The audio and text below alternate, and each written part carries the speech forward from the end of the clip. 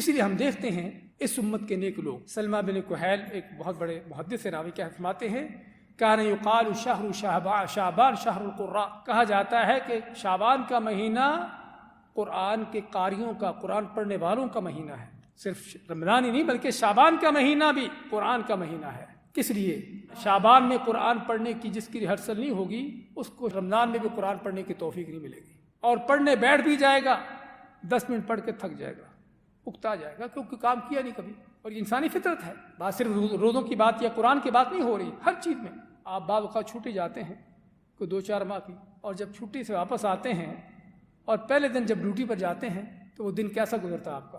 اگر ہمیں رمضان کی عبادتوں کی لذت نہیں ملتی، مزہ نہیں ملتا آتا، تو اس کی وجہ بھائیو یہی ہے کہ ہم ایک تو صرف فارمیلٹی سمجھ کر پورا کرتے ہیں، اور دوسرا ایک بوجھ پڑا ہوتا ہے، روزہ رکھ کر بھوک پیاس برا حال میں ڈھال، رات کو تراویح پڑھ کے تھک گئے، قرآن 10 منٹ پڑھ کے جو ہے اکتا گئے۔ یہ ساری چیزیں کیوں ہیں؟